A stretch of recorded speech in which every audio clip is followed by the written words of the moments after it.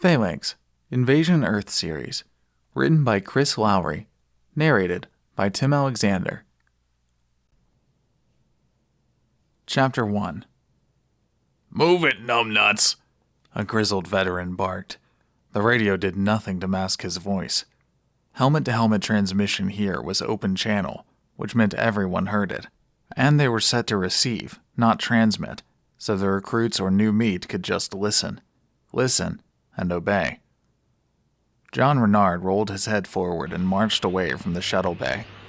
The cargo ship that hovered over the dusty landing site blew particles of sand across the back of his spacesuit and helmet. He could hear the grit bouncing off the reinforced skin, but couldn't feel it as it pelted him. A hover car rolled beside him, stacked with black sealed bug bags. The tube dropped from the cargo bay and vacuumed dead into the recently emptied compartment. Sound didn't carry in the thin atmosphere of Mars, but John Renard watched it with ice-gray eyes that squinted against the blowing dust, even as his faceplate kept the grit from reaching him. A half-dozen warriors moved toward the shuttle, trudging in the sand and stirring up more grit for the ever-present winds to catch. The protective visors were down on their faceplates. John couldn't make out their features, but the scorch marks, rips, and pressure bandages on their spacesuits told him they were fresh from battle, wounded. "Welcome to hell," one of them muttered across the static-filled radio to the dozen recruits standing around John. "Don't know where you're going," said the short man beside him. John didn't know his name. He didn't know any of them. Just strangers crammed together in the back of a metal box and dropped to the red planet. "They blew our transport to shit," the man told the veterans. "Damn it." But they still shuffled to the shuttle. It was the only way off the planet, and even piled on top of the dead bodies, it offered respite from the sandblast effect of the wind, no matter how brief. Renard slung his blaster across his shoulder and shuffled toward the main encampment. The wind picked up and showered their crisp new uniforms with a dusting of red sand. Chapter 2. The sun is the same on Mars as it's seen from Earth. A rotation of the planet matched the homeworld, so the glowing orb popped up on what would be the eastern horizon back home. It glittered across mineral formations in a ridge, casting sparkles of color across the valley floor below, the light tinged with a red hue. After dawn, the sun marched across the sky, oblivious to the conflict on any of the 8 planets and Pluto that orbited around its system. Renard couldn't hear the crunch of his boots in the sand, but he could feel it. The ground underfoot was slippery and unsure as he crested the ridge. Even though his suit was climate-controlled and sealed, he sweated. Water dripped down his face and fell into moisture collectors that worked overtime to dehumidify the air. It collected the water vapor from his breath, the sweat, and even his urine if he bothered to create any, and recycled it for reclamation. He thought about drinking his own piss, missed a step on his footing, and pitched across the top of the ridge. Renard rolled downhill in the light gravity, bouncing as he slid in a skittering of rocks and dirt. He skidded to a stop on his back, staring up at the red-colored sky. Behind him, Squad Leader Desmond Harper stopped at the top of the ridge and spread his leg in a sure-footed stance, looking like a pirate king surveying his domain. The remainder of the squad spread behind him below the ridgeline, 10 nervous men staring at the back of their leader. "Was he hit?" a voice called over the radio. "Do we take cover?" a second squawked. Desmond held up a fist to get their attention. "Radio quiet," he growled in a low voice. Even he wasn't sure why they had to be quiet on the radio, but that was command decision, and he followed it like commandments from the mountaintop. Command said, and Desmond did, he liked to think, even if he was sure the short-waved closed-loop transmission used a scrambled digital signal that couldn't be picked up by WIC transceivers. Except they found men without helmets. He knew that, so maybe the Licks were listening. Hell knows they always seem to be on patrol routes ready to ambush them. Desmond made a graceful leap and landed next to Renard. He bent down and pulled him up by the regulator on the back of his pack. "No time to rest," the squad leader said. He shoved Renard forward to point position again and waited for him to get 20 feet into the valley before motioning the rest of the men to follow. Renard kept his eyes on a swivel, even though he had a restricted field of vision due to the helmet. This design was better than the first generation, though. The faceplates on Gen 1 suits had been little more than portholes cut into 3 sides of a solid helmet, designed to stand up to the immense pressure of the atmosphere. It looked like a diving helmet from the early days of sea exploration, and was practically impossible to fight well in. This iteration, the 3rd or 4th version, looked like a fishbowl sliced in half and welded into a bubble. He still couldn't see over his shoulders without turning around his whole body. For all Renard knew, his squad was gone, and even now licks were sneaking up behind him. His fingers closed on the grip of his rifle even tighter, and he keyed the carbon dioxide filters in the suit with his chin. Paranoia was an early sign of a gas mixture problem. The radio lines were open. If the licks attacked, someone would scream or grunt, or just make a sound. He would have heard it. He spied something half buried in the sand ahead, and held up his fist to signal a halt as he dropped to one knee. Desmond marched up and dropped beside him. Movement. Renard nodded in the direction of what caught his attention. Desmond grunted. You have to point in a spacesuit, meat. I can't see what you're talking about. Renard lifted one hand and pointed, keeping the other firmly on the rifle. Desmond followed the direction and stood up. He marched to a Marine in a spacesuit lying under the start of a sand dune. The face was withered and mummified, staring through a broken faceplate, the blaster-burned mouth open in a permanent scream. He won't hurt you. Desmond bent down to record his identifier tags and signal for a retrieval. They told us the licks hide under the sand. Renard moved up next to him. Desmond finished keying the request and clicked send on the communicator. Forget what they teach you down there, meat. Forget it real quick, you read me? Out here, I am the law. You do what I say, and you might live another day or 2. Yes, sir. Now move out. Renard snapped off his salute and trudged ahead of the squad, topping another rise as they left the valley. He lost his footing on the loose sand again, but this time he landed on his bottom and slid down the hill. God damn it, Desmond called over the radio. Get Grazer up here to point before this new meat gets us all killed. Desmond topped the hill and leaped down to land beside Renard again, as graceful as a ballerina in the low-gravity environment. What the hell's the matter with you? You trying to tell every goddamn lick our location? Grazer hustled over the hill. His grungy spacesuit sported a few blaster burns, but he looked like every other long-timer in the squad. Renard couldn't tell them apart yet, except for the names painted in block letters on the sleeves of the suits. Point, sir. I want a 10-meter point. You read me? If any of those scaly bastards are in 2 clicks, I want to know it. Aye, aye, sir. Grazer marched to point, separating himself 30 feet from the group. The rest of the squad shoved past Renard and ignored him except for the last man. The name on his sleeve read Weber, and he held out a hand as he stopped next to the new recruit. You okay? I can't get to my feet. Renard struggled in the sand. 1/3 gravity. Weber lifted him up. The simulations never get you ready. Weber keyed a readout, and the reflective protection in his faceplate faded out so Renard could see his face. He was handsome, gentle-looking with piercing blue eyes, more choir boy than killer. I was top of the class, Renard started. Doesn't do you much good out here, huh? Take small steps. Renard nodded and tested his footing. Keep your visor reflected. Blocks the sun. You think it won't hurt you because we're further away, but Mars don't got an atmosphere like we do back home. Lets too much gamma through. Thanks, I will. One of his squadmates scurried back to Weber. The name on his sleeve was scratched out and a hastily drawn replacement was scrawled above it. Bellhop. His faceplate dims to reveal a young black face, high cheekboned etched like they were drawn from granite. He smiled at Weber, and it went on for days. Anything? They cleaned him out, Bellhop answered. Weber put his hand on Renard's shoulder and started moving them forward after the rest of the group. You find a body, you take his ammo, his power clip, and air canister. You don't know when you're going to run out and need more. You got it? Got it. We better catch up. Licks catch us out here alone and they'll take our gear. Chapter 3. They rendezvoused with the rest of the company later that afternoon just before dusk. There were 15 squads comprised of 12 men each, but the small contingent seemed insignificant against the expansive horizon of the Martian desert. The squads worked with vibrating shovels to scoop foxholes into the sand. They were building a circle roughly 100 yards in radius with another foxhole in the center. They worked in silence except for grunts and breathing.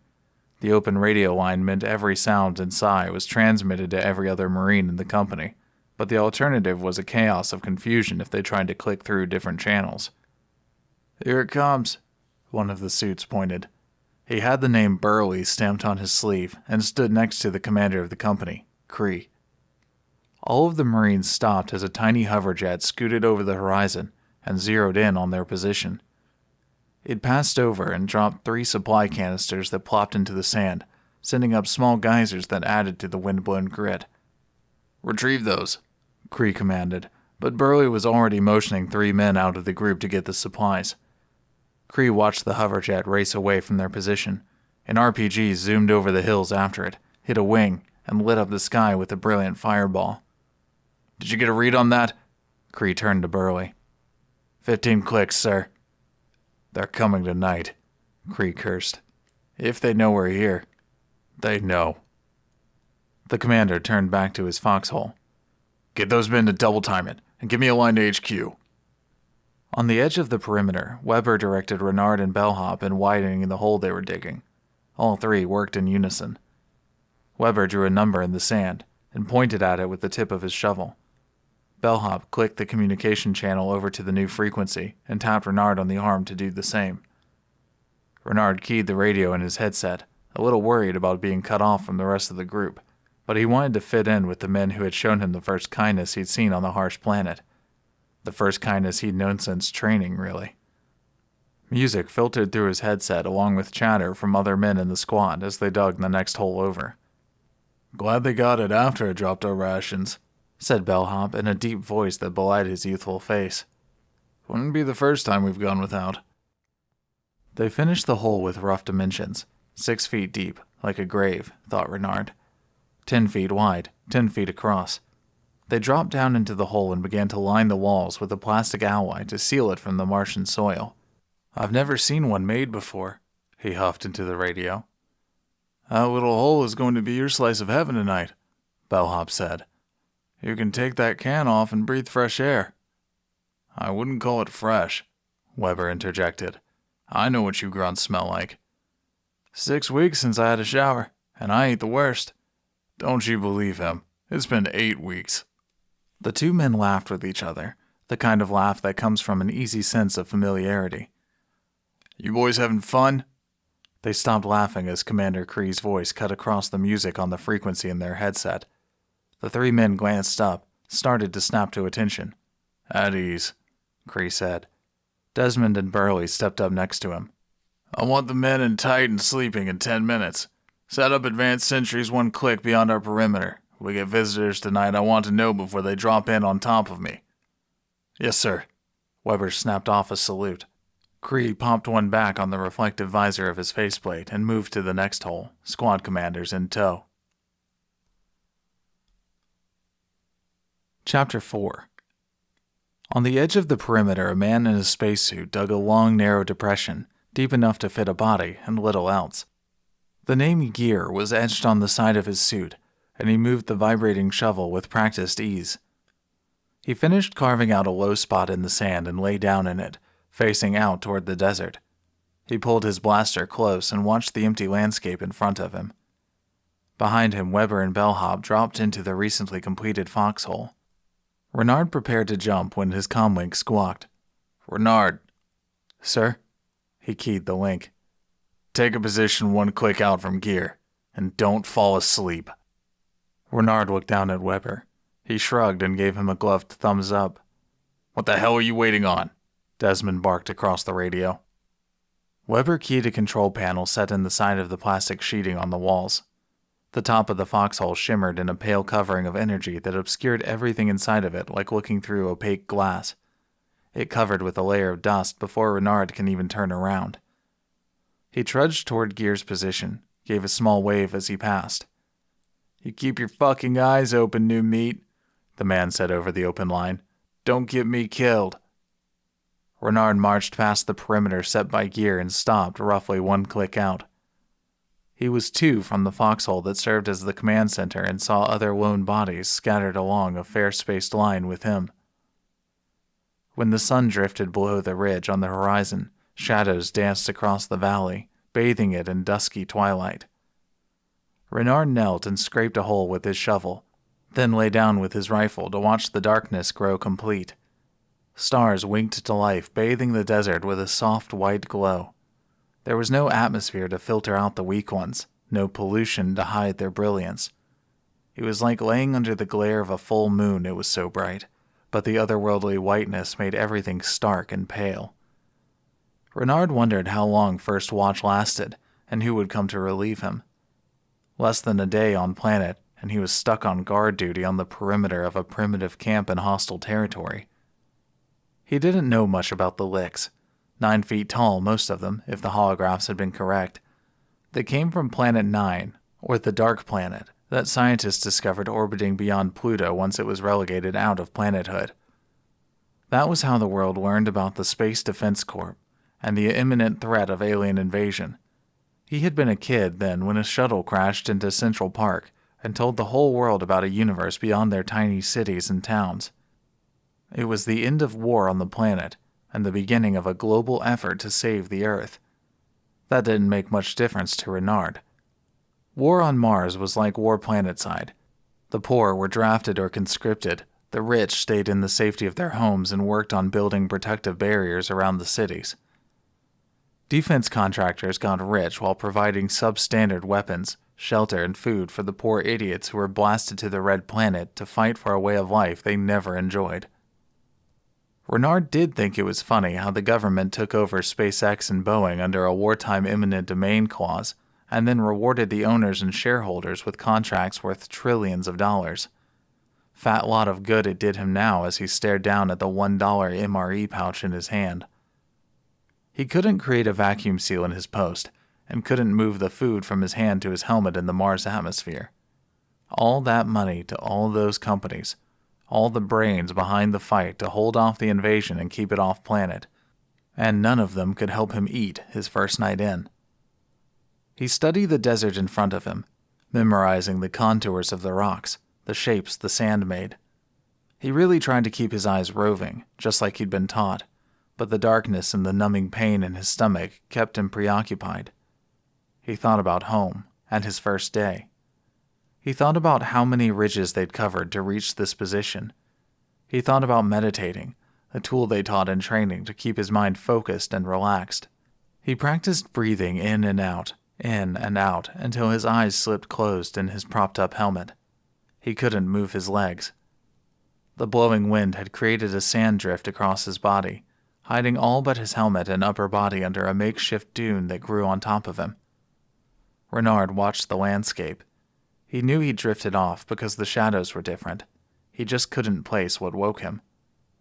His eyes tracked the rocks, the horizon as he searched. 10 yards ahead of him a shadow blocked out the starlight. It moved toward him in slow, measured steps, a giant humanoid shape in a spacesuit and helmet shaped like a huge snout. Renard looked at the comlink embedded in his helmet. Would they hear him if he called out a warning? Should he chance it?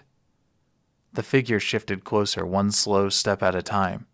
A second coalesced out of the darkness, and then a third and fourth, all moving in on his position. He wanted to move his blaster, to squeeze off a shot before they got him. Maybe it would warn the others. Maybe he could take one with him before they cracked open his visor and killed him. The first one was almost on him, and then it was stepping past him. The giant almost crushed his leg. He could feel the weight of it on the sand as it came down next to him. The second lick stopped in front of him, its eyes glued to the back of the leader. A red light on its helmet blinked on and off, bouncing a reflection off of Renard's visor. The lick swung its blaster down and skipped back. Renard aimed and fired. His laser slammed into the lick with a puff of smoke, and it careened into the third. The leader swung around and fired at the depression. Renard rolled out of the way, screaming into the headset as he shot back. The blast caught the lick in the shoulder, spun it around. Gear drilled a blast through its chest plate. A blaster bolt slammed into the back of Renard and ripped open his air tank. An explosive mix of air erupted into the atmosphere and hurled him backward toward Gear in the camp, their propulsion carrying him inside the perimeter. He gasped for air as bodies boiled out of the foxholes, the shimmering force fields collapsing in a shower of dust. The Marines fired into the darkness around the perimeter, creating a web of laser blasts that were answered from the shadows beyond. Renard watched the two blue stars popping in front of his eyes as he struggled for air. The pressure in his head mounted, his eyes bugging out. Blood vessels popping in his nose sprayed the inside of his visor with red mist. Weber grabbed him and rolled him over. He slapped a patch onto his back and worked with a laser knife to slice the damaged tube and bypass the damaged regulator to a second air tank. Renard sucked in a lungful of air as the tank filled his suit and the patch held. Weber held up a thumb, and Renard answered, albeit not as fast as the second in command. Weber slapped him on the back and jumped up with his rifle. He ran toward the perimeter with his blaster blazing.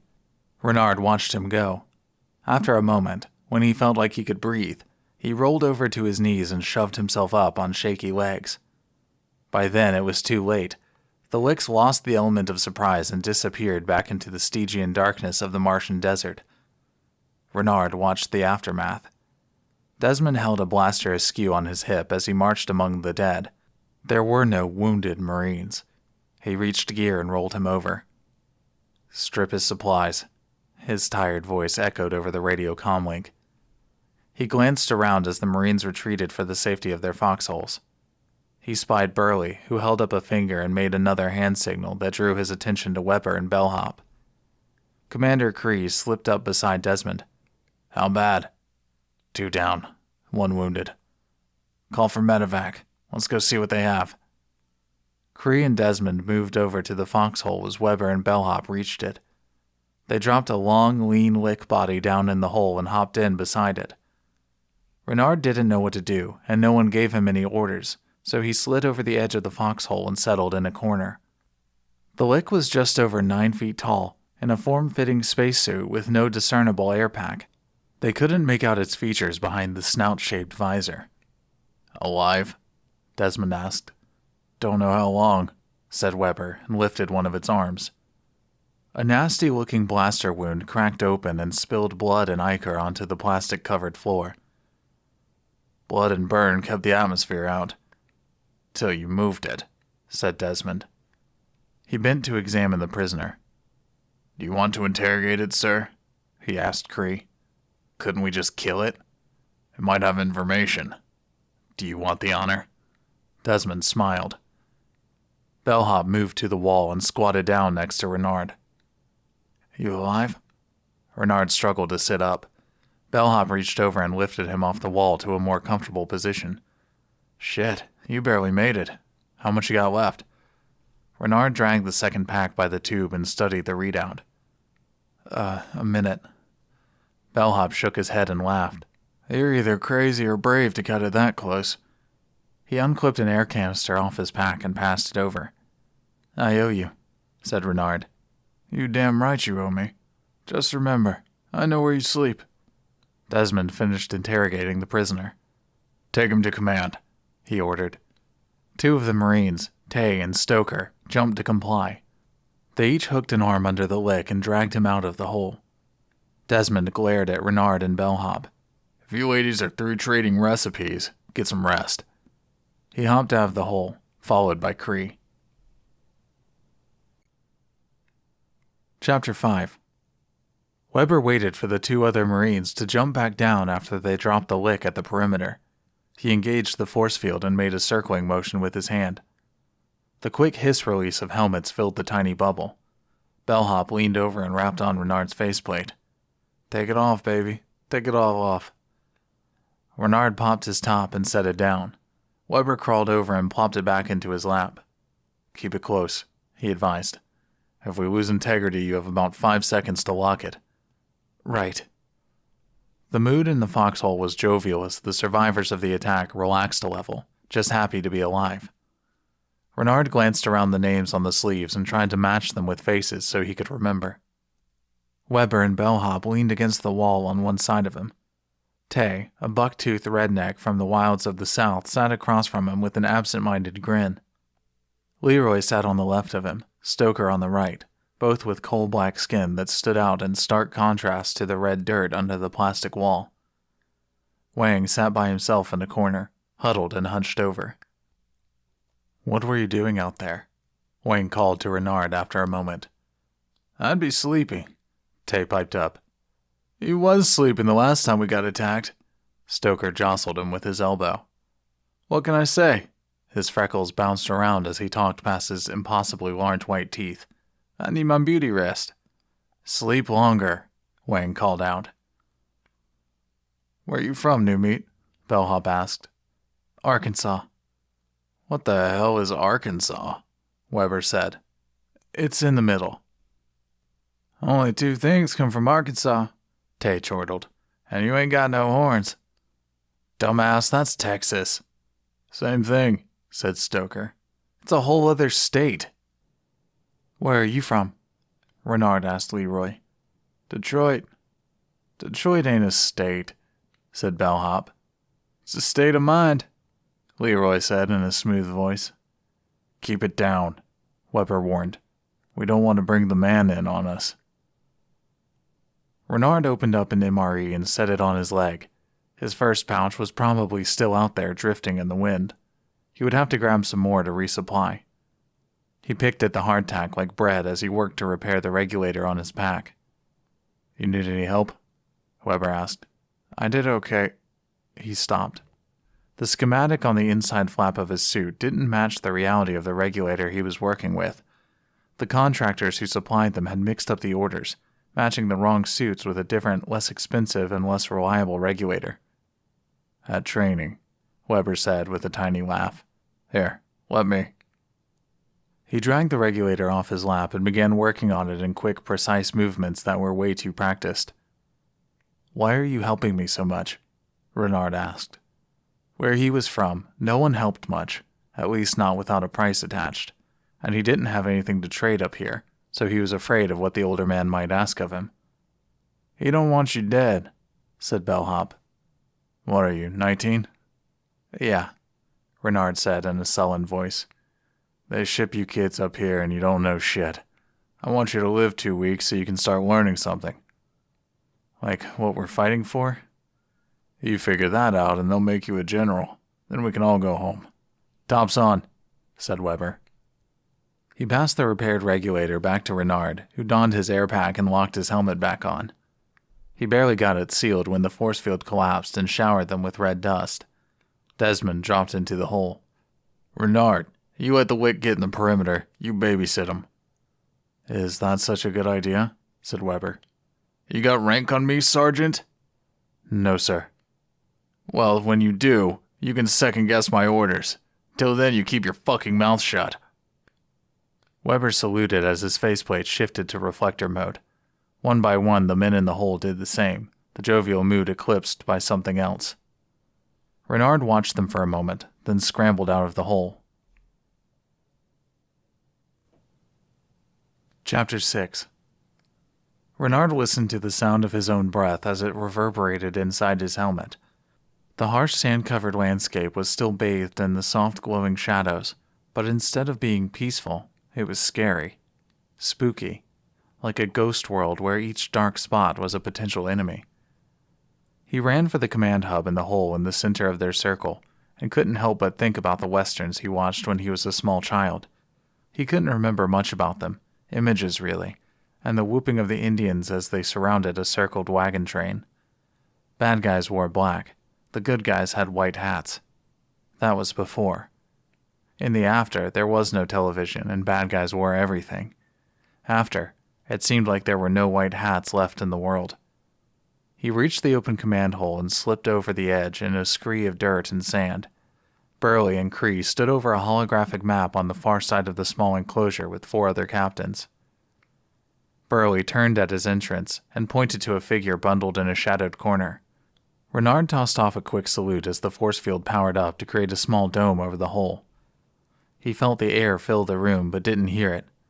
It was a change in pressure against the outside of his suit. Kree slid his helmet off with a sigh of relief, and the others followed his lead. 5 years ago, the Wicks showed up on Mars and built an FOB to launch an attack against the Earth. His gnarled hands moved across the holographic landscape. We call it Beachhead, right here.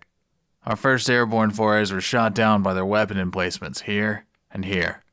Our attempts to reach the colony have been met with extreme resistance. Our mission is to eliminate their defensive capabilities so we can send in bombers. Burley leaned over and keyed the holograph. The map shifted to show a different view, a topographical map of the terrain between their location and Beachhead. We think 2 squads working in tandem can reach the colony without detection and open a hole in their defense grid. Renard watched the briefing and ignored the lick. He wondered why they were spelling out the plan in front of the enemy. What if he was transmitting? Surely they searched him for a radio before dropping him in the command tent. Or what if it was telepathic? He didn't know anything about licks, at least beyond how to kill them, which was the sum of what was taught in training. Maybe they knew more than he did. What is it, Marine? Kree barked. You can't concentrate on your prisoner? Renard jumped. Yes, sir. Burley leaned up and whispered in Kree's ear. You think that lick's a security risk? Sir? My second here says your poker face ain't working, son. You think we're giving the enemy our mission details? Renard gulped. Maybe the lick wasn't telepathic. Maybe Burley was. He glanced over the commander's shoulder, and the second grinned at him. You've been down here how long? First day, sir. New meat. You think you know more about how to run this show than me? No, sir. You think I haven't considered all of the options? Sir, Renard stuttered. The look in Kree's eyes made it hard for him to meet them. It was more than fire. A maniacal glee that turned his pupils into giant black holes that filled the whole iris. There were galaxies in those eyes and more. Madness, maybe. Renard could see the reflection of the glow lamps in them, like twin beacons bearing down on him. And then he was. Kree marched across the floor and pulled a small, thin cylinder from his belt. He held it inches from the neck of the prisoner and clicked a button. A laser blade burned like a miniature torch and sliced through the lick's neck. It twitched twice as it died. This belonged to him. Kree shut it off and held the hilt to Renard. Keep it. That's how we handle security risks around here. Renard fumbled the grip and attached it to his belt. Kree went back to the map, and with no prisoner to watch, Renard drifted after him. He cast a glance over his shoulder at the still body on the sand floor, smoke curling up from a hole in its neck. On my mark, we'll move our teams out and split up. Each of you has been given target coordinates. You'll reach your target and destroy it. You will succeed where others have failed. You will help me end this war so I can go home to my wife and son. You will save the Earth. Am I understood? Yes, sir, the captains barked back. Burley, Kree said as he grabbed his helmet and settled it on his head. Escort that Marine back to Desmond's squad. I want them first out. Aye, aye, said the second. He motioned Renard to don his helmet as the other captains did too. Renard heard it, the hiss of a vacuum as a small compressor in the corner sucked the oxygen in the enclosure down into a tank before the second keyed the command to disengage the force field. Burley jabbed his elbow toward the edge of the pit and leaped up with grace and ease. Renard tried to emulate. He made it high enough but stumbled on the landing and fought for balance. The second grabbed his arm at the last second before he tipped, helped him upright, and marched with him back to his squad's foxhole. Chapter 7. The sunrise on Mars happened abruptly.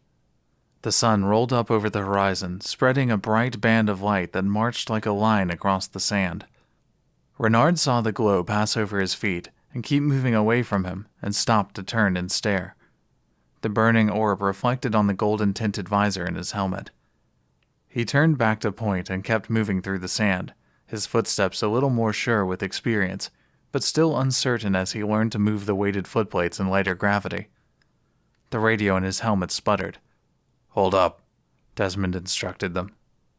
Renard stopped and lifted his blaster to the ready. Nothing moved in front of him. Just dunes, a hill, depressions in the rock full of dust and sand. Somewhere past the nothing was the lion's den, Beachhead. Weber, Stoker, move up. Triangulate point. Weber and Stoker moved with graceful ease up to Renard and shifted 10 paces to either side of him. Weber cleared his faceplate and shared a wink with Renard before going reflective again. I didn't see anything. That's just what they want you to see, said Stoker. Radio quiet, Desmond instructed. Let's go. The trio marched forward, slower this time as they searched the ground ahead of him. Psst, Weber hissed over the radio, and they froze. He slid across the sand to ease up next to Renard, his blaster trained on a shadow under an overhanging rock. Renard spied the bunker dug into the ground and camouflaged with a hill of sand. Weber scouted the terrain, signaled Desmond. Their leader edged up to the overhang, helmet on a swivel as he tried to keep eyes everywhere. The bunker could be a feint with licks hiding under the sand, ready to pop up and ambush them. Or they could be waiting in the darkness, ready to boil out like ants as soon as some silent trigger was released. Desmond motioned Renard to follow him in. They moved to the edge of the overhang and peered under. It's a long, shallow trench that runs along the length of the rock, carved out of the sand and extending in the darkness further than they can see. The rest of the squad pulls tighter to form a half circle around the trench. Half faced in, rifles held ready, and the other half turned out, watching and waiting. Desmond clicked his radio. Weber silently slipped over the side of the hill and down into the trench. Another click sent Leroy and Wang to stand sentry on each edge of the trench, their faces hidden by visors. Wang fidgeted with his gear as he stood, checking his power clip, his air canister as his eyes roamed the darkness in the ground and the sun-drenched landscape around them. Weber dropped to his stomach and flashed a mag light off the end of his rifle barrel. The LED beam lit up the interior of the rock like a miniature sun. The light revealed more carved rock and a tunnel that extended even further. Weber crawled down the tunnel, his knees and elbows scratching a zigzag pattern in the dust. Desmond lowered his rifle and pulled a tablet out of a suit pocket. He keyed it and followed a glowing dot that represented Weber as he disappeared into the tunnel. Wang looked over at Leroy standing as still as a statue. Desmond keyed a button, and a grainy video image from Weber's helmet transmitted back to him. The image watched over a figure leaning against the tunnel wall. The tip of his rifle moved toward it, carrying the light further in to show it was a lick. Dead and mummified, a blast hole in the suit it wore. Weber crawled toward it, dragged the rifle off the body, and kept advancing. Leroy glanced toward the other squad members as they watched the landscape. He turned back toward the trench. A lick popped out of a sand-covered tunnel in front of him. It blasted him backwards. The other Marines in the squad hit the ground and returned fire. Desmond screamed for calm as the men blasted the ground around the lick, the rock overhang. The lick slid back into the tunnel and began to run into the darkness. A blast sent it out of the hole into the open, a smoking crater in its chest. Weber crawled out, covered in sand and grime. "Hold your fire," he keyed over the radio. "Hold your fire." He climbed out of the second bunker entrance and knelt to check on Leroy. The lick hit him in the chest, almost the same spot where it took a round. He started stripping the supplies off the body. "That tunnel branches off 5 times just in the leg I was in. If each of those 5 branches off again..." His squad mates turned around to examine the land they just traversed. They could be surrounded by licks hiding in the sand, ready to pop out or drag them down. They had no way of knowing, but it felt like they were in it pretty deep. "Did you see a communications array?" Desmond asked. "Just because I didn't see it doesn't mean it isn't there. They could know we're coming. Or they might not communicate the way we do. This could be an independent unit, like us, working on its own for the same goal. Stopping us." "Yes, sir." Desmond turned to Renard and Tay. "Sweep the perimeter. Everyone meet on my mark. Bring Leroy over here." Bellhop and Wang lifted Leroy's blasted body up by the arms and dragged him through the sand. They lay him down without ceremony in the trench by Desmond, and turned back to watch with the others. Nothing stirred behind them except for the dust, the wind. Renard thought it was one of the weirdest things about being on Mars, the lack of sound. Sure, it was easy to hear the breathing of his squad mates over the open communicator lines, but the wind on Earth would whistle, howl, or just rattle as it shifted over and around things. Up here, it all happened outside of his suit, a self-contained little world that left him feeling disconnected from the environment. Not that there was much connection back in the atmosphere, but at least he could hear. It was one of the first lines of defense growing up on the streets. One developed a keen ear for danger approaching. Footsteps in the dark, the roar of a hoverjet engine as the homeless were hunted for conscription into the Marines. Here there be dragons and silence. They couldn't hear them roar. Our mission might have been compromised, Desmond announced, his voice tight. They might be watching us now. We don't know. I need all eyes open. I need all periscopes up. We move in radio silence and fast. Our goal is that damn gun emplacement. If you're the last goddamn man standing, then you move for that gun and gut it. Got it? Yes, sir. The radio squawked softly. Bellhop, Wang, pull point.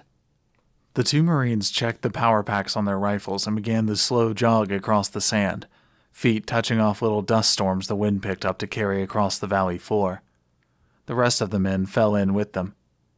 Run quiet, run fast, stay alert. Weber jogged next to Renard and clapped him on the shoulder. Then he was gone, moving ahead so that Renard could only see the sand-colored suit as they spread out. Chapter 8. Renard sucked wind. He tried to fight it, hoped to fend off a cramp before it came in, but the stitch in his side grabbed him like a vice and he slowed. His shuffling footsteps kept him going, almost looking like a run if a turtle were making the fast pace across the sand. He could hear his breath wheezing in and out, and wondered what the others thought of the noise. The sun blazed down, the internal compensators working overtime against the heat he was building up inside the suit. He felt like he was sloshing. Better hot than cold, he thought, and remembered the global. Packed in tight with hundreds of other recruits, shoulder to shoulder sleeping on flat mat racks in the vast hold next to the shuttle bay. He could feel when the ship settled into orbit because the hum of the ion engines behind their sleeping quarters stopped. The ship creaked as retro rockets fired sporadically to maintain position. A red light above the airlock door began whirring as a siren blared throughout the ships. Red alert! A corporal screamed. The men scrambled to lock down their helmets, grab their rifles, and hustle for the shuttles. Their bodies piled up at the bottleneck of the airlock.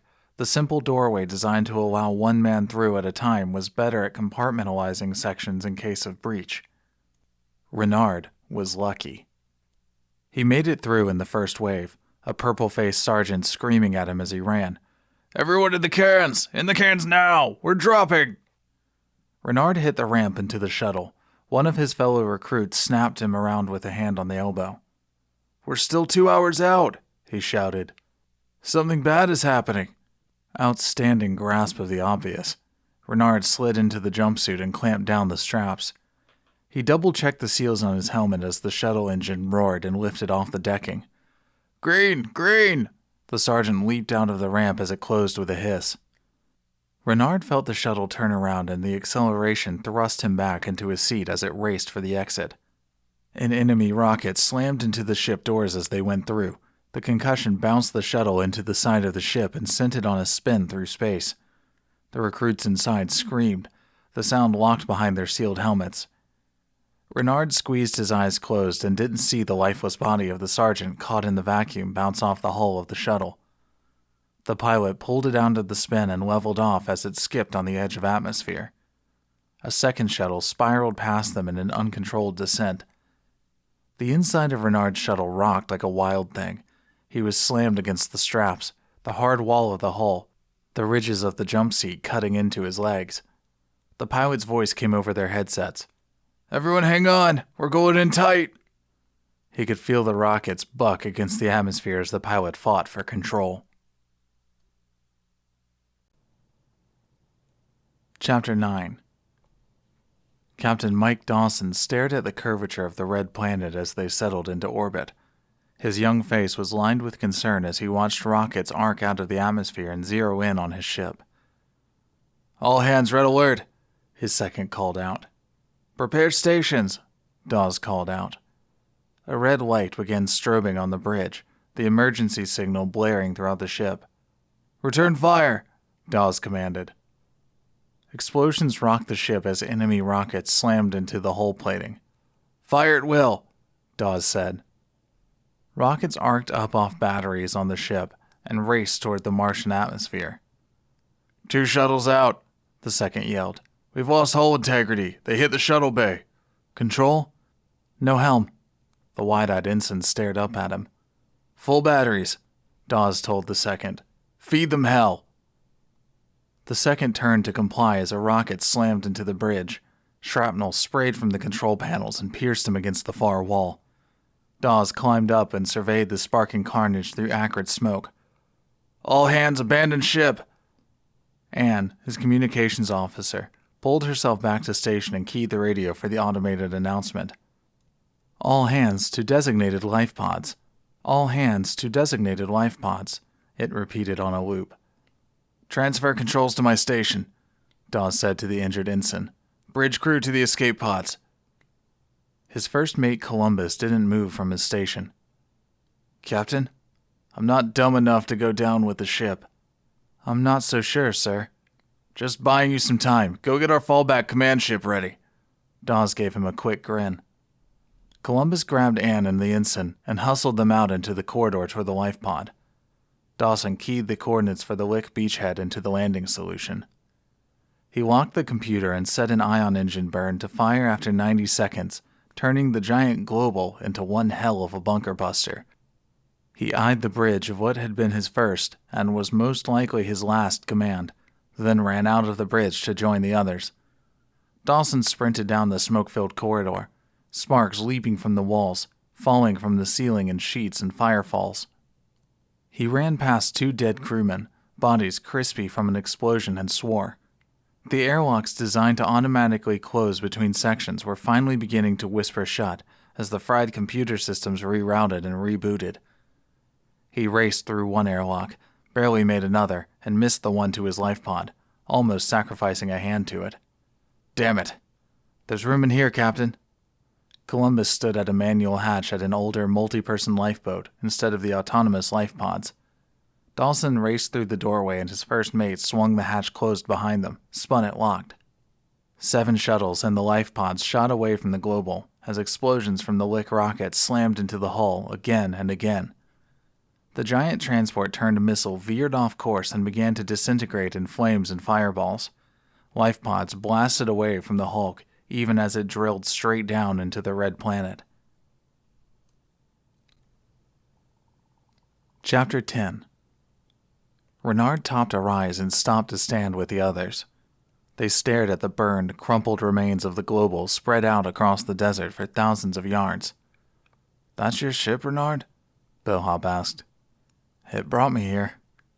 "How the hell are we supposed to get home?" Weber sighed. "That's what the body bags are for," said Bellhop. "Who picks those up?" Renard said. "We got a whole corps to do that, and if you don't can the chatter, you'll all pull duty in it. They don't get to shoot back at the Licks." A Lick popped up out of the sand and blasted Stoker. "Ambush!" Their voices shouted across the open comm. Weber dropped and spun, firing blasts at the Lick as it slid back into the tunnel under the sand. The rest of the squad fell to the ground as they searched the perimeter. It was quiet except for breathing in their helmets. Renard heard a click on the line. "Someone, please," Stoker whimpered. "God help me, someone." Renard crawled across the sand towards his smoking body. He could see swirls of sand standing up off the body as air vented into the atmosphere. He reached the man but couldn't see his face through the reflective visor, just the burnt hole in his suit that went all the way through. Suit was fused to flesh, flash-sealed for the most part except for tiny leaks. It was impossible for him to be alive, but he was. "He's still alive," Renard hissed. He hovered over the body. They didn't cover medical care and training. The expectation was when you were hit on Mars, you either died or lived. If you lived, they could ship you back on a shuttle, but most died. We got that, Renard. Now shut the fuck up. Help me, Renard, Stoker gasped. Please, I don't want to die up here. You're going to be all right, Stoker. Shut up. The men searched for more licks, waited. Weber shimmied across the sand toward the tunnel hole. Bellhop slid up next to Renard and pushed him aside so he could tend to Stoker. Weber reached the edge of the hole, shoved his gun through the sand, and squeezed off a few blasts. Desmond jumped up and ran over to help him. He slammed down into the ground next to him, offered cover. Weber slid over the side of the hole and landed with a plop at the bottom. He stared into the black expanse of a hole, rolled right. Blaster bolts seared through the darkness and turned the sand next to him into glass. Desmond returned fire as Weber rolled upright and shot back. Their blasts filled the darkness with strobes of brilliant energy. Stoker gripped Renard's arm, dragged him closer. Don't leave me out here. How the hell is he still breathing? Bellhop whispered. Quiet, man. Renard patted Stoker's arm. Holy shit. I can't feel my legs, Stoker croaked. Could you make sure my legs are straight? Desmond crunched across the sand and knelt next to him. They're straight, son. He put a strong hand on Stoker's shoulder and pressed down, reassuring him that they were close. Weber moved next to Renard and tapped Stoker's visor. The reflective material retracted. Weber gave him a wink and a grin. I got that scaly son of a bitch for you, Stoker. I'm dying, Stoker told him. Why don't you go on and do it then? Bellhop sniffed. They all watched the horizon, the perimeter, eyes roving from the land to the dying man and back up again. You got your med kit? Desmond asked. I used all mine, Bellhop answered. Renard? Renard patted his leg and arm pockets, but all he has is the laser knife hilt. I don't know. Goddamn designers, Desmond growled. Fucking medkits always fall out. He grabbed the hilt out of Renard's hand and pressed it into Stoker's neck. What are you doing? Renard lunged, but Weber grabbed his arm and dragged him back. Sleep tight, son, Desmond said. It hurts. Desmond cut him off with the blade. It slid through his neck and erupted out of the top of his helmet. Renard gagged in his helmet. Weber lifted him up and passed him over to Bellhop. Don't do it, man. Bellhop walked him a few paces away and made him kneel in the sand. You throw up in your can and you can't get out of it. We could have saved him, Renard gurgled. With what? Bellhop asked. The medkits have morphine. Could have eased his last few minutes, maybe. This stopped it. What the hell are we doing? Renard shouted. We're blowing up a gun emplacement. Desmond stood next to him and passed the laser knife back to Renard. I mean, on this fucking planet. Why are we out here? What do we care if a bunch of aliens want to make a home out of this damn place? We don't belong here. Bellhop moved back to Stoker and helped Weber strip the body of supplies they divvied up. You're damn right. Bellhop grabbed Renard by the arm and lifted him up. So let's blow the hell out of that goddamn laser bank and get the hell out of here. Desmond led them back toward the hole with the tunnel. They're tracking us. Weber stared into the darkness under the red sand. They'll pick us off one at a time. Where do those tunnels go? We could find out. Desmond nodded. Check the global first. He turned toward the ship. See if there are survivors or supplies. You get everything? He's clean, Bellhop answered. Let's move out. Eyes open. We still don't see them. That's going to have to change or we're dead men. Weber led them toward the global. Chapter 11. They made the shadows of the global as the sun settled lower in the Martian sky. This close, the damage was extensive. The outline of the ship, a massive structure of twisted metal and scorched plating, more an outline of an interplanetary cruiser than actual vessel. The ground around it rippled in dunes and ridges created by the impact crater. The ship hit the ground nose first, and even as it crumpled the decking, shifted over to fall on one side, breaking in half. The Marines could see into some of the rooms and cargo bays cracked open to atmosphere, and the debris field which spread along the crust of the crater, making it difficult to traverse in a straight line. 3 shadow-drenched forms detached from the underbelly of one of the metal plates and fought up the side of the crater toward the patrol. Desmond called a halt with an upheld fist. "Damn glad to see you," Davis huffed. He wore a mismatched spacesuit sealed against the atmosphere, as if hastily donned during a rapid escape. His other 2 companions were similarly clad. Their names were painted on their sleeves, veterans of the Mars campaign. "You boys are a long way from home." Desmond cracked a smile. He couldn't see their faces through the reflective visors, but retracted his. "Damn automated pilots in the life pods brought us to the global," Davis huffed as he pulled up in front of Desmond and cleared his visor. His face was covered in streaks of soot and smoke, but he answered the Marine with a grin of his own. "Didn't matter where it was. Wouldn't take off with us in it." He looked up at a blinking light in the sky on the edge of the atmosphere and raised his pistol to send a blast toward it. "We've tried to recall it," said Davis, "but where are we going to go?" Weber, Bellhop, Renard, and Tay moved up to the edge of the crater. "How many?" Weber asked. 3 more forms moved out of the shadows and scrambled to join the men on the ridge. "Just 6, answered Davis. "We were scheduled to go landside, sir." "Terra firma," the man next to him muttered. "Your orders have changed," said Desmond. "Ain't nobody coming for you, so you're in the shit with us now." "We've done our tour," Jones argued. "Then you can wait here. Wakes have been trailing us all the way, so it's just a matter of time before they show up. Or you can re-up with us. You read?" "Crystal, sir." "Have you set up camp? Established a perimeter?" "We were just under the global," said Davis. "God damn it, man. I thought you had been in the shit. Weber, drill a hole." Desmond waved him down into the crater. "Sir?" Weber slid down the sand like he was surfing and moved to the shadows under the global. It would be a good place to build a camp for the night. The firm metal of the ship fused to the sand, making a solid wall they could set their backs against, without fear of the enemy digging through and breaching their fortifications. "Bellhop, Tay, establish a line," Desmond continued. Bellhop and Tay hopped away from the global to set up sentry duty. They scanned the empty horizon and watched.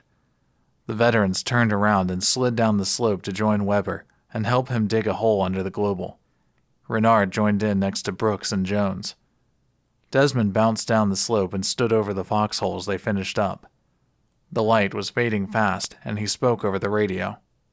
"Everybody in the hole." "What about the sentries?" Weber glanced at Bellhop and Tay as the men dropped down into the foxhole one by one. "Everyone. We're too close to separate now." Desmond moved everyone into the hole and took one last look around before stepping over the side.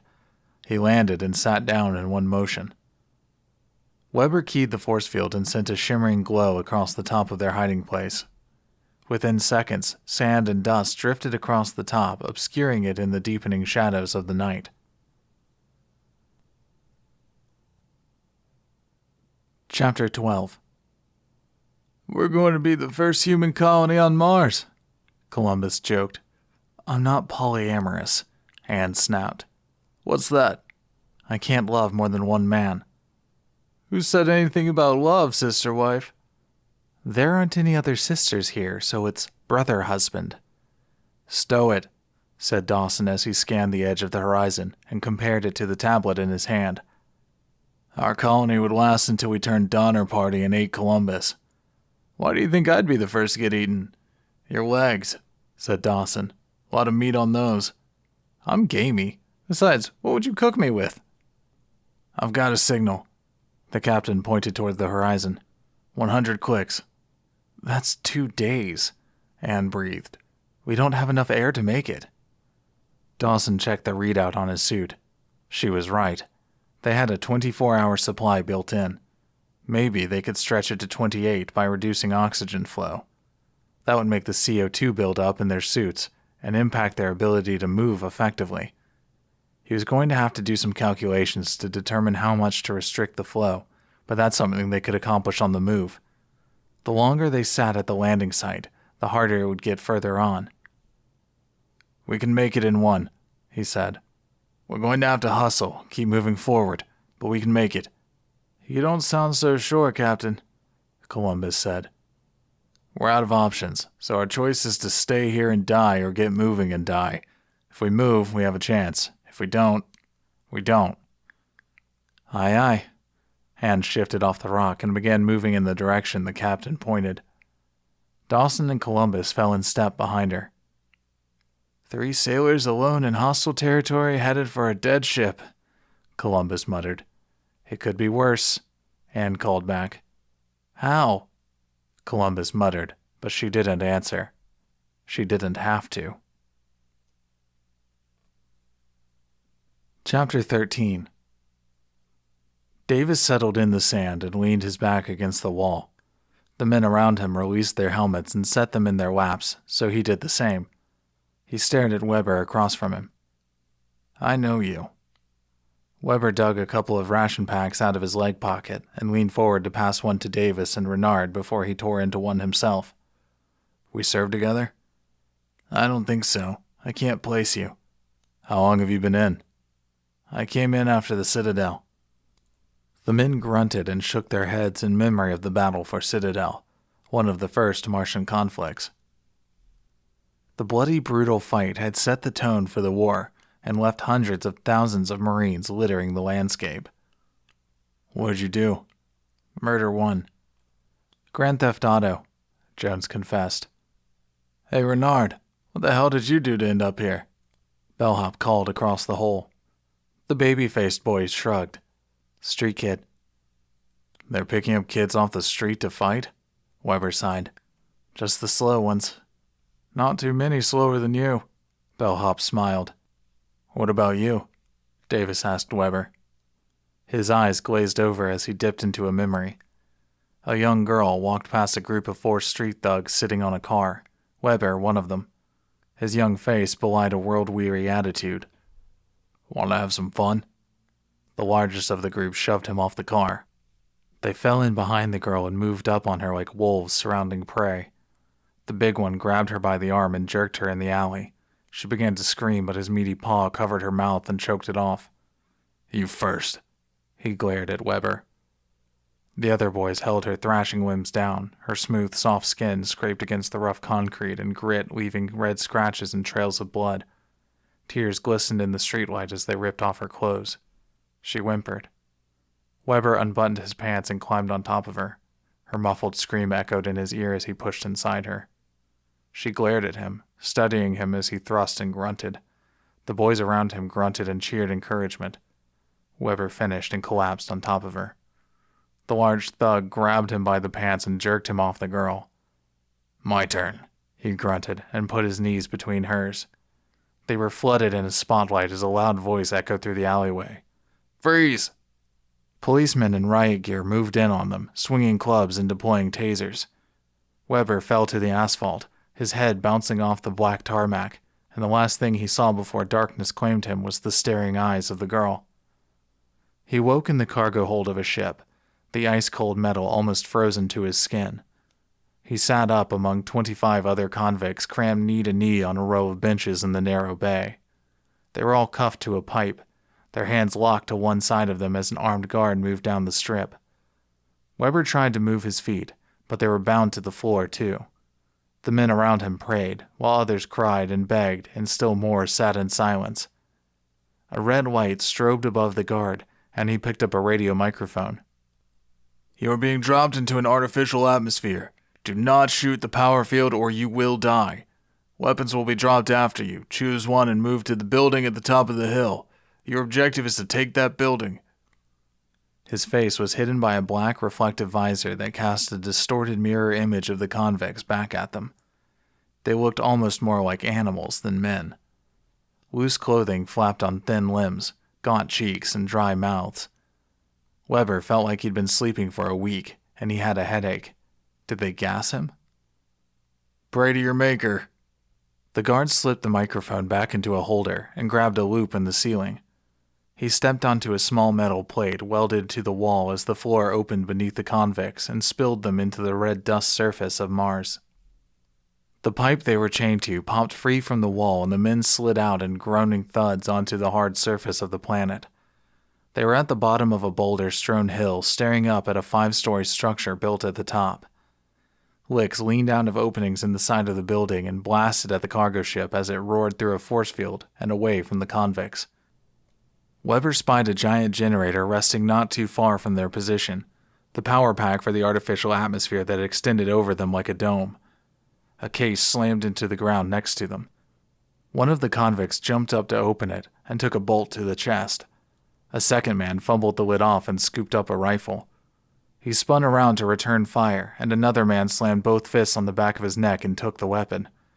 A lick blast cut him in half, and the rifle clattered to the ground. They were being picked off one by one from the licks in the building, and Weber noticed more pouring out of the doorways. He grabbed a blaster, knelt on one knee and tried to sight down the rifle. He pulled the trigger. Nothing happened. He glared at the non-working weapon as he watched a third convict pitch over beside him. Someone grabbed his rifle and flipped it over. They turned on the power button and shoved it back to him. Weber lined up his shot on the doorway and sent a blast into the next alien that popped out, then the next. "Move!" someone screamed, and he ran for cover behind a boulder. He leaned out and sent 3 bolts into 3 bodies. 2 convicts joined him as they began to return fire in a disciplined manner back toward the buildings. The licks fell as they were picked off, but the convicts were outnumbered and dying fast. Weber knew they were sitting ducks. He began crawling from boulder to boulder toward the building, stopping every few feet to shoot an alien. They fired back but missed him, searing the ground around him. Acrid smoke and the scent of burnt flesh filled the shallow atmosphere and made his vision hazy. He fired shot after shot into the aliens, into their fortress until his power pack ran dry. The other 2 men followed him up. One skidded a rifle toward Weber and exploded as a blast smashed into him, covering him in a red fine mist that matched the color of the sand. Weber checked the power pack, rolled over and shot the weapons cache below them. It sent a fireball that rolled up until it hit atmosphere, then spread out in flames that slid back down the inside of the force field dome. The licks cowered. He jumped up and ran for the building, firing into the confused aliens and killing them. The other convict jumped with him, falling in step as they hit the doorway and fought their way to the top. Licks fell in the stairwell. They fell out of open windows as Weber and the convict moved up. The convict shoved him aside to be the first to the top of the roof. A lick blasted his body back into Weber, knocked his rifle loose. It clattered down the steps. Weber struggled under the dead weight of the body. The lick leaned out of the doorway, its tongue slithered over his long snout. It lined up his shot. Weber jerked the dead man's blaster up and shot the alien. It fell forward into the stairwell and knocked an advancing line of licks down in hisses and growls. Weber rolled over and picked them off. He scrambled up and crawled through the doorway to the roof. It was empty. He moved toward the edge and peeked over, ready to shoot the last of the aliens. Nothing moved. Flames flickered where the weapons box once stood. Smoke curled off dead bodies of convicts and licks scattered down the hillside. He rolled up to his knees and looked harder. He was the last man standing. 2 shuttles eased over the horizon and slid through the force field into the artificial atmosphere. Marines poured out of the open ramp doors and established a perimeter as the second crew began offloading supplies. Weber trudged down the slick stairwell, stepping over bodies and around pieces of men. He stepped out of the building and walked down the hill, weapon held to his side. The Marines stopped working and trained their blasters on the soot-covered, grimy, stained man as he approached. Commander Cree stepped out of the back of a shuttle and marched up to him, Burley on his heels. "Were you in the first wave?" "Yeah," Weber grunted. "You will address him as Sir." "How many others?"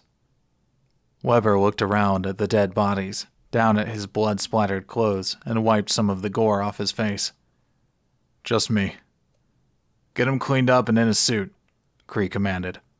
"I want you suited up and in my command tent in 10 minutes. "He doesn't have any training," Burley started to say. "How many battles have you fought on Mars?" Cree cut him off. "Yes, sir." Burley hustled Weber toward the ramp of the command shuttle as it rested in the shadow of the building they designated the Citadel. This has been Phalanx, Invasion Earth series, written by Chris Lowry, narrated by Tim Alexander. Copyright 2015 by Christopher D. Lowry. Production copyright by Christopher D. Lowry.